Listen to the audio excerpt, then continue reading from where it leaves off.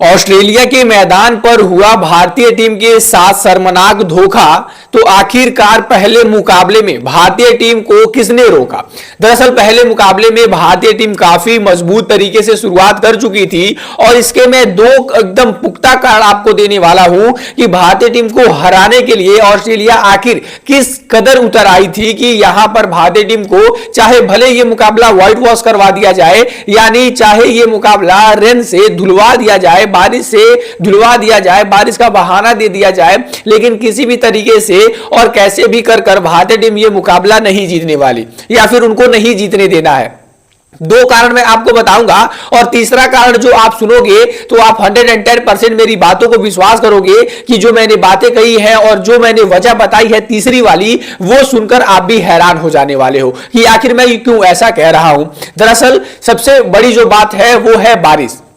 लेकिन उससे भी जो बड़ी बात है वो है बारिश के बीच में ऑस्ट्रेलिया वालों का एक रणनीति। दरअसल ये जो मुकाबला हो रहा था कैनबरा में, और कैनबरा में ये मुकाबला जब भी होता है, किसी भी विजिटिंग कंट्री आए, कोई भी टीम हो, यहां पर कोई भी मुकाबला हो तो माना यह जाता है कि यहां पर जो मुकाबला है वो ऑस्ट्रेलियाई टाइम अनुसार 11 बजे खत्म हो जाना चाहिए। मतलब वहां पर अगर बारिश ना भी आए फिर भी आपको 11 बजते बजते मुकाबले को खत्म कर देना है। ऐसे तौर पर अगर मुकाबला किसी भी तरीके से थोड़ा भी डिले होता है तो वहां पर फिर भी ओवर्स काट दिए जाते हैं। हाँ, मैंने ये जब आंकड़े देखे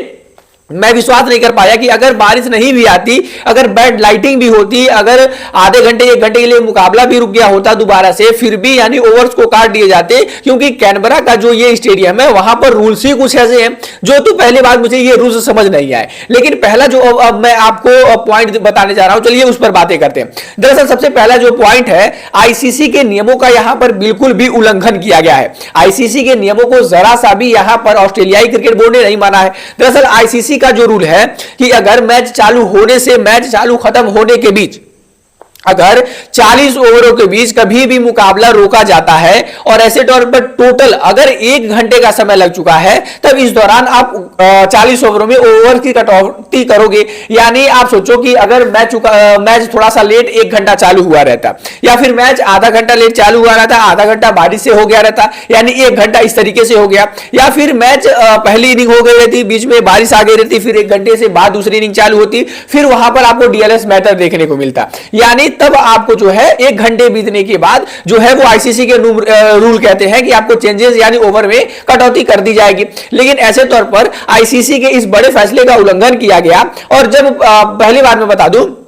कि भारतीय टीम जब पहले बल्लेबाजी करने आती है तो तकरीबन 5 ओवर कुछ हुए थे और भारतीय टीम जो है वो 43 पर 1 थी। यानी तकरीबन आप मान लो कि पावर प्ले बीतने के बाद भारतीय टीम का जो स्कोर था वो तकरीबन 43 रनों पर 1 था, और वहां से बारिश आ जाती है। बारिश के चलते वो जो मैच है तकरीबन 35 या फिर 40 मिनट यानी 35 या फिर 40 मिनट जो है वो मुकाबला रुका था, और मुकाबला 40-45 मिनट यानी 1 घंटे अभी शेष से नहीं हुए हैं, अभी 1 घंटे बचे हुए हैं। मतलब इसके बाद जब मुकाबला चालू होता है तो भारतीय टीम जो है वो 9.4 ओवर में 97 रनों पर पहुंच जाती है, और भारतीय टीम का जो स्कोर होता है, जो रन रेट होता है, वो तकरीबन 10.25 के रन रेट के हिसाब से चल रहा होता है। यानी सूर्य कुमार यादव और